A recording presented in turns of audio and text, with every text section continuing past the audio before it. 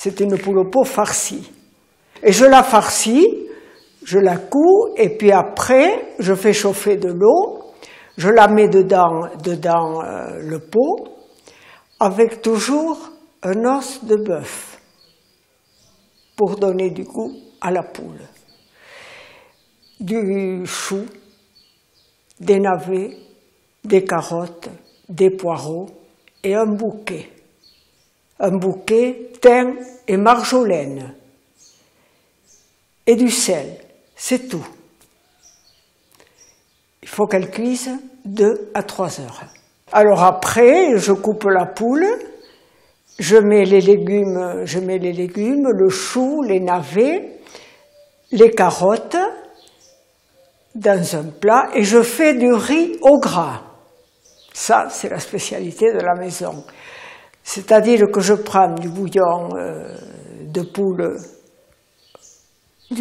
poule qui est gras et je fais cuire le riz là-dedans. On a 2 vins de la gamme donc Madeira en cave de Crouseille, un Hosto d'Estill qui est plus sur le fruit, sur les raisins mûrs, Tanat 60%, 65% et Cabernet.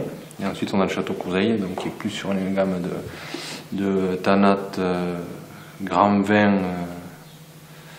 bien mûr, des raisins bien mûrs et on est avec 80% Tanat et 20% Cabernet Sauvignon qui est passé en fût et l'autre qui est plus traditionnel en cuverie inox. Il y a bien ce fruité là qui ressort bien, avec la poule ça passe super bien. Et après en comparaison avec l'autre, c'est vrai que bon, il est un peu plus complexe, il y a plus de complexe aromatique. Alors, comment vous l'avez trouvé? Elle est très bonne, très bonne. Excellente. Félicitations à la cuisinière. Ne me le dites pas pour me faire un plaisir. Hein. Elle n'a pas oublié de le faire.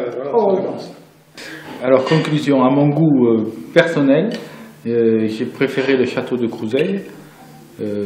Parce que je trouve qu'en mangeant une poule au pot, quand on le déguste, on a tous les arômes du tanat qui ressortent et qui explosent en bouche. J'aime autant la poule au pot avec le fruit du tanat.